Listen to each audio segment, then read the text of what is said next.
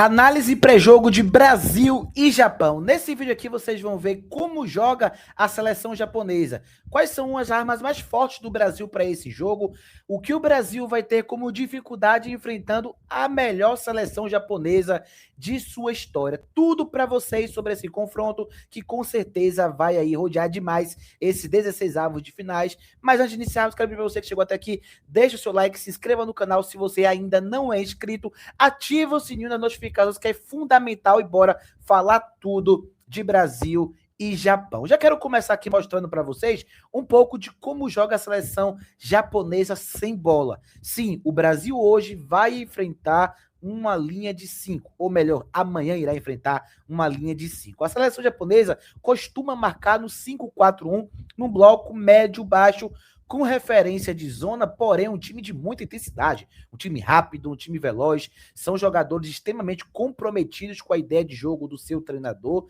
e que se mobilizam muito em todas as fases da partida, e esse 5-4-1 mais em bloco baixo, tá? A gente pode observar aqui ao lado que a seleção japonesa também tem variações para o 5-2-3, que basicamente é o 5-4-1 com os atacantes subindo para pressionar mais ainda essa saída de bola do adversário. Aqui, como vocês estão vendo, eu peguei jogos, né, de um nível de enfrentamento mais alto contra a Holanda e contra a Suécia na fase de grupo. E, de novo, um time que marca ali mais em bloco médio-baixo quando enfrenta as seleções nesse nível mais alto. Observe que a última variação que pode acontecer dessa seleção japonesa é o 4-4-2. Aí, quando as linhas sobem um pouco mais no campo e tem uma pressão mais executada ali na saída de bola do adversário, que o Japão também pode fazer, até com uma arma de tentar surpreender a seleção brasileira. Eu não acredito que isso vai acontecer numa frequência tão grande.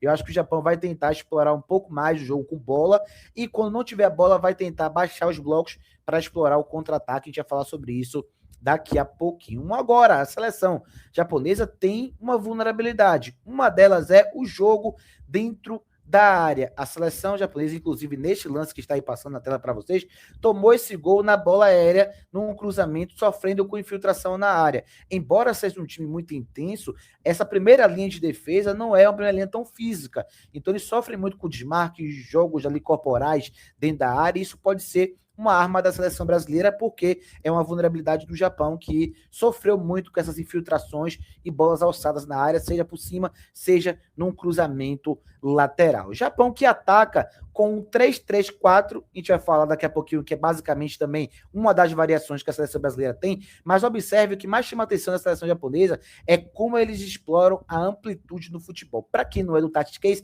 amplitude basicamente é os espaços dos lados do campo.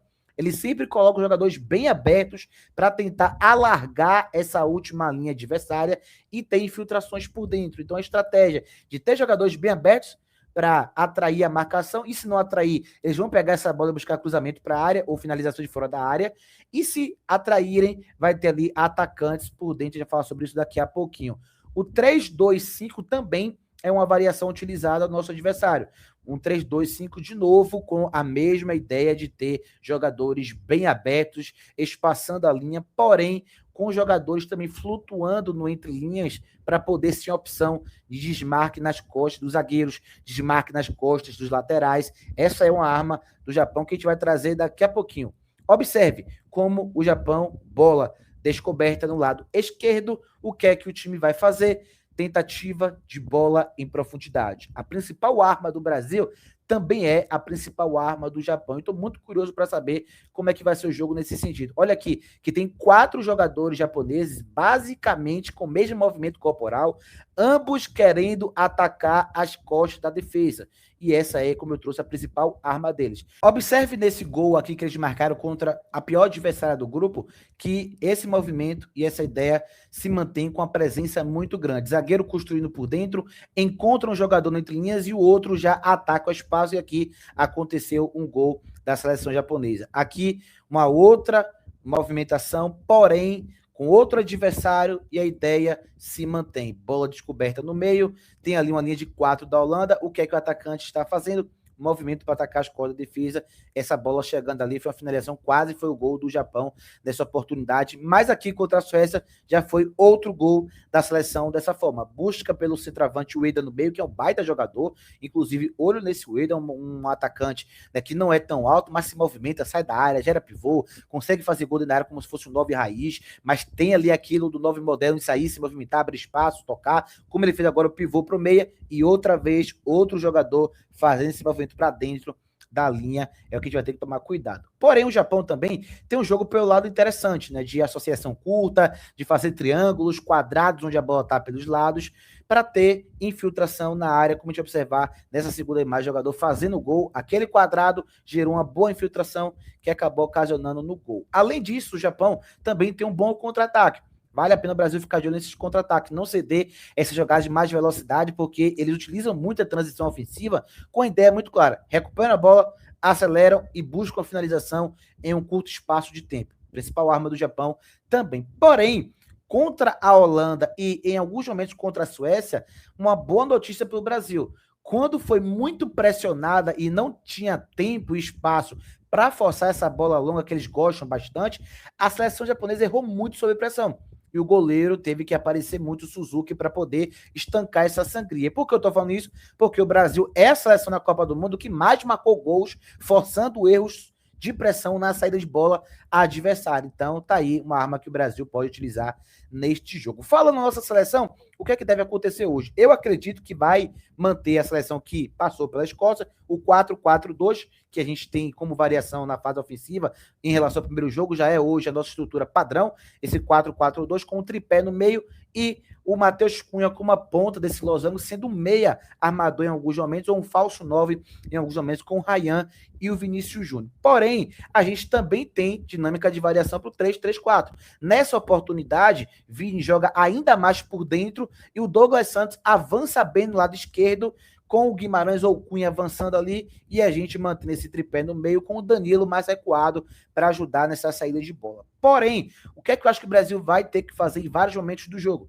Essa variação de um 3-2-5 para o 3-1-6, como a gente está observando. Já que a gente vai ficar no Japão, que marca com linha de 5, 5-4-1, um 5-3-2 ou 5-2-3, mas sempre com a linha de 5 ali na maioria dos momentos que está em bloco baixo, eu acho que a gente vai ter que pesar muito o nosso ataque. Aí eu acho que a gente vai ter momentos que o Danilo e o Douglas podem avançar juntos e o Casemiro vai ficar ali à frente da zaga e a gente vai ter só o Bruno ou o Paquetá baixando, geralmente o Paquetá, e o Bruno avançando junto com o Matheus Cunha, com o Vinícius Júnior, com o Ryan, com o Douglas Santos de um lado, o Danilo do outro, para a gente tentar agredir mais o Japão. E o Brasil também vai tentar explorar a principal arma, o principal legado de Ancelotti nessa Copa do Mundo, que são as bolas em profundidade. Aqui contra a Escócia, Paquetá buscando o Vinícius Júnior, ele perde o gol, mas foi uma excelente jogada de gol. Aqui contra o Haiti, Paquetá buscando o Vinícius Júnior, aqui sai, né, o terceiro gol da seleção brasileira ainda no primeiro tempo. Então o Brasil vai explorar muito também essa bola em profundidade. Brasil que se defende no 4-4-2, com o Vinícius Júnior à frente, com o Matheus Cunha e Paquetá, sendo esse ponta esquerda defensivamente falando, dobrando para ajudar o Douglas, e a principal arma do Brasil, PGU, já falei aqui, deve ser também essa pressão alta que o Brasil está impondo nos adversários com muita intensidade de jogo. Porém, eu tenho um ponto de preocupação nesse jogo. Contra a Escócia, o Brasil acabou sofrendo um pouco com esse intervalo entre zagueiro e lateral. Né? Ou o lateral era manipulado, ou os zagueiros, né, não conseguiam fazer um balanço tão rápido e criava essa janela que a gente está vendo aqui. Nesse outro momento do segundo tempo, o Danilo foi atraído e entrou a bola nas costas do Danilo. E a gente tomou o gol contra o Marrocos, um dos poucos gols que a gente tomou, na verdade, o único gol que a gente tomou na Copa do Mundo foi contra o Marrocos, foi com a jogada assim, bola nas costas do zagueiro, Marquinhos e Gabriel Magalhães não conseguiram chegar e a gente tomou o gol. E contra a Escócia, a gente teve também alguns momentos que a gente está trazendo aqui que não geraram gols, muito bom isso, mas que geraram preocupações também. E como o Japão é uma seleção que ataca muito esse espaço, eu fiquei preocupado com isso, eu espero que o Brasil tenha corrigido isso para o jogo, tá bom? Agora a gente vai trazer aqui alguns pontos interessantíssimos do que eu acho de previsão para esse jogo. Primeiro, volantes vão ter que controlar o meio de campo com e sem bola. Eu não vejo a seleção brasileira ganhando do Japão amanhã sem que a gente tenha o Casemiro, o Bruno Guimarães e o Paquetá tendo uma imposição nesse meio de campo para não deixar essas bolas entrarem nas costas toda hora. Acho que eles vão ser muito importantes para obrigar, de repente, o Japão a jogar ainda mais pelo lado e aí dobrar com o Ryan, que ajuda muito, e o Danilo, e do lado esquerdo com o Paquetá e o Douglas Santos,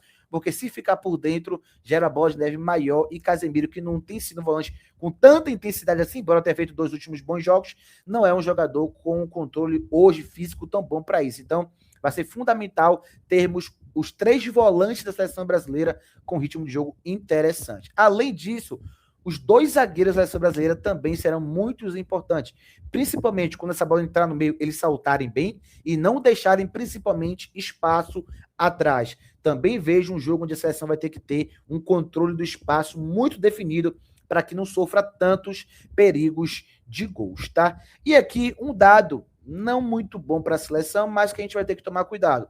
A seleção japonesa, assim como a seleção brasileira, marcaram 7 gols nesta Copa do Mundo. É bem verdade que eles marcaram 4 em um jogo só, e a seleção marcou, né, 1 no primeiro, 3 no segundo, 3 no terceiro jogo. Porém, desses 7 gols da seleção japonesa, a gente teve 5 que vieram de uma bola nas costas da defesa. Então, o senhor Gabriel Magalhães, o senhor Marquinhos, Danilo, Douglas Santos, Alisson, que também é importante nessas bolas, vão ter que tomar muito cuidado com esse jogo do Japão, porque eles vão querer explorar o espaço nas nossas costas da defesa, tá?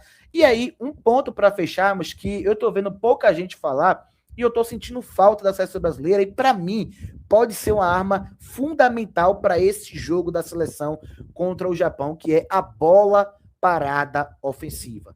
O Brasil teve até alguns bons momentos com o Neymar no segundo tempo de bola parada, onde Gabriel Magalhães quase faz um gol, teve outra jogada perigosa, mas de um modo geral, a bola parada ofensiva da seleção na Copa do Mundo até o momento não chegou.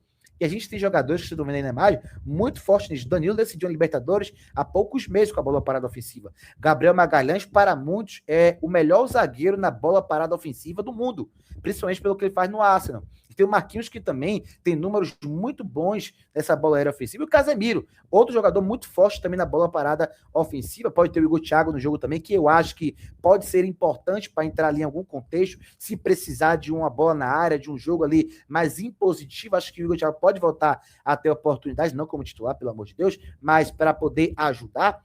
E eu acho que a bola parada ofensiva pode ser uma arma secreta da seleção para esse jogo, tá bom? É isso, galera, aqui a análise pré-jogo de como jogam Brasil e Japão. Tamo junto, deixa o like, comenta aí, você que chegou até o final, comenta aí, Brasil 3, Japão 1. 3-1 é meu palpite. Comenta aí, Brasil 3, Japão 1, ou seu palpite, se você discorda de mim, se você acha que vai ser um palpite diferente. Tamo junto e até os próximos vídeos aqui no canal do Paulo Analista. Se inscreva, deixa o like e ative as notificações. E lembrando que amanhã teremos live pré e pós-jogo aqui para falar tudo desse confronto. Tamo junto e até os próximos vídeos. Valeu!